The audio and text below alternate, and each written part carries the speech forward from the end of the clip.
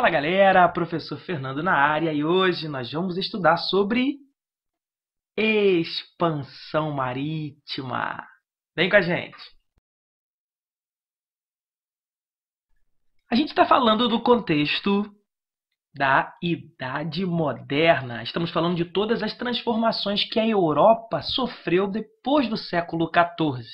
Aquela grande crise que a Europa passou, principalmente com a peste negra e todos os seus desdobramentos, seca, crise no campo, todos os problemas que a Europa passou no século XIV, além de renascimento cultural e urbano, toda a mudança, a crise que a Igreja Católica enfrentou e a formação dos estados modernos, ou seja, a Europa passou por uma grande transformação. E nesse contexto, nós já estudamos um pouquinho sobre o mercantilismo e uma das fases, ou uma das faces do mercantilismo, a expansão marítima.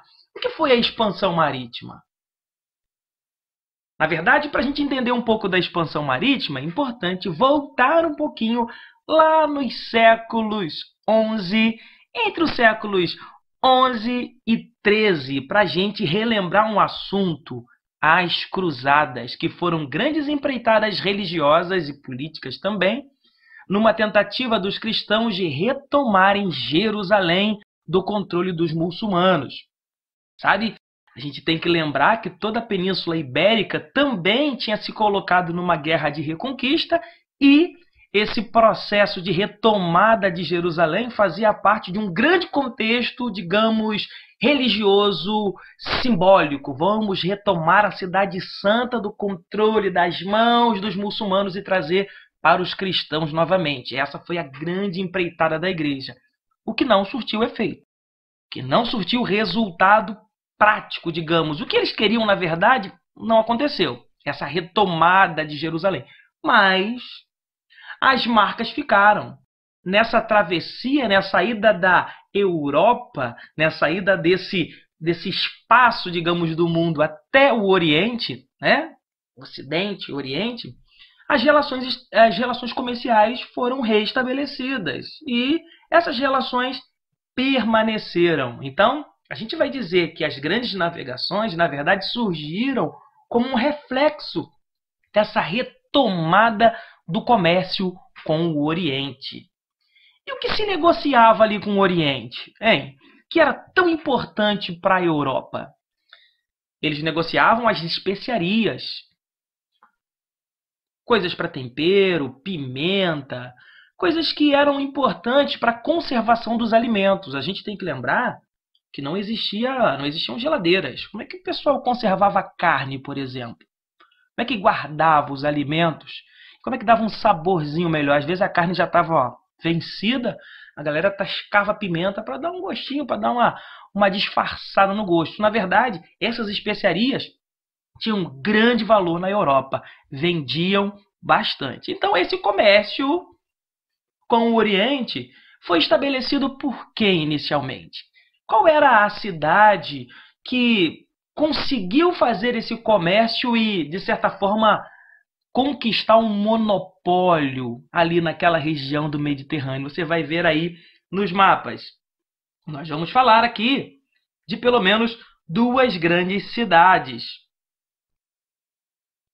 A cidade de Gênova e de Veneza, os seus comerciantes passaram a controlar as rotas do Mediterrâneo, certo? Então, durante um bom tempo, os comerciantes de Veneza e de Gênova dominavam o comércio no Mediterrâneo, nessa parte do mundo aí, ó. Observa. Eles dominavam o comércio marítimo aí. Então, para os estados organizados, qual era a grande questão ali? Se eles queriam construir uma balança comercial favorável, se eles queriam acumular recursos, ouro e prata no seu cofre, se eles queriam expandir os seus domínios, qual era a grande questão? Dominar o comércio. Dominar o comércio com o Oriente. Mas como fazer se ali no Mediterrâneo esse comércio já estava dominado, de certa forma? E já existia um monopólio dos comerciantes dessas duas cidades, certo? Qual era a grande questão? Era tentar negociar diretamente com os comerciantes lá do Oriente. E como fazer isso? Como chegar até o Oriente? Se eles fossem andando, se eles fossem por terra, eles teriam muita dificuldade. Na verdade, muitos comerciantes saíam das Índias, saíam do Oriente e iam, né, pelo norte da África e comercializavam ali no Mediterrâneo. Só que isso saía muito caro. Isso saía muito caro, não era barato. Imagina atravessar todo esse percurso aí, ó, dá uma observada aí, e chegar no Mediterrâneo montado num camelo, enfim. Essas expedições eram muito caras, os preços dos produtos eram muito caros. E, além de tudo, existia o monopólio dessas duas grandes, digamos, desses dois grandes grupos de comerciantes aí, de Gênova e de Veneza. Então, descobrir novas rotas seria uma estratégia fundamental para os estados organizados ali. Vamos colocar aqui algumas situações também que favoreceram essa tomada de decisão desses estados se lançarem às grandes navegações. Uma delas, como eu já disse, a crise do feudalismo. A Europa no século XIV realmente estava muito abalada. Das questões que geraram crise no feudalismo, pelo menos 3 foram em relação à mão de obra e à produção de alimentos. Ó, primeira delas aí, a seca. A Europa passou por uma grande seca, então plantar e colher já era um grande problema no século XIV. Peste negra, que matou quase 1/3 da população europeia. E, claro, que prejudicou a mão de obra, quem é que ia trabalhar.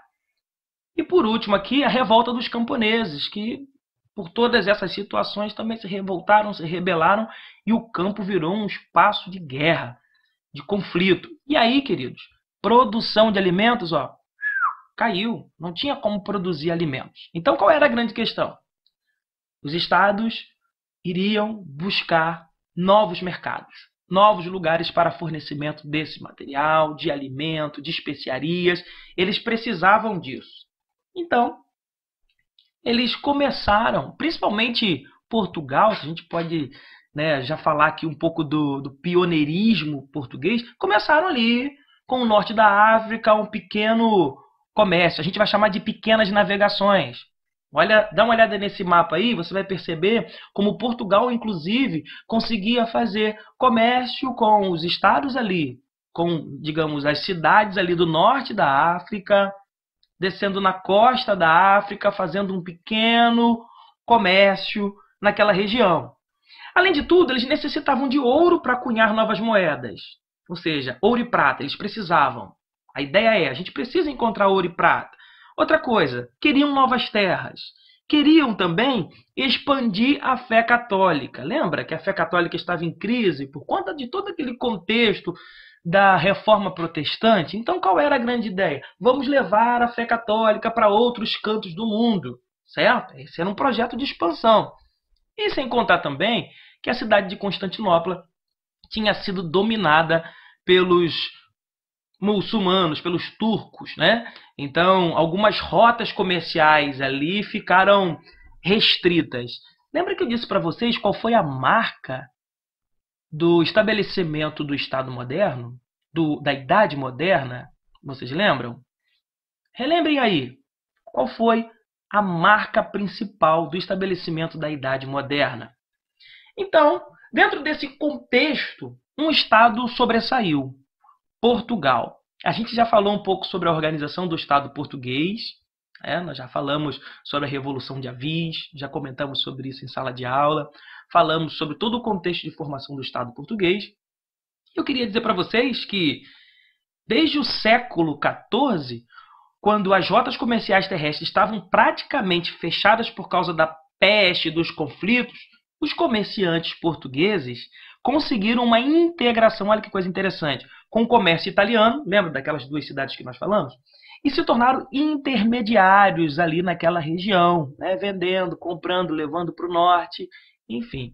Portugal tinha uma escola de navegação interessante e depois de organizado o Estado, houve uma associação entre o rei e os empresários, digamos assim, que podiam financiar as grandes navegações, e esse grande empreendimento foi estabelecido.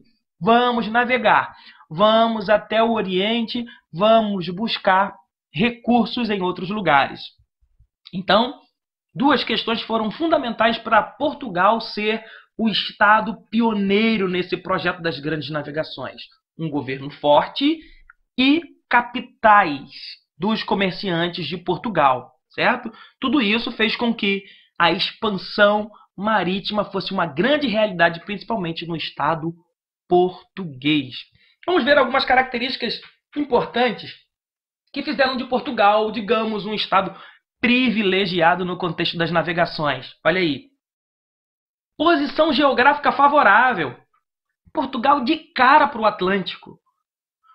Portugal também gerou e conseguiu produzir um conhecimento náutico desenvolvidíssimo. Então, Portugal avançou bastante na escola de navegação, sobre o que era navegar, construir embarcações. E, por último, e parece até interessante, assim, um pouco antagônico, mas lembra que o processo de formação de Portugal foi na expulsão dos muçulmanos? Lembra disso? Né?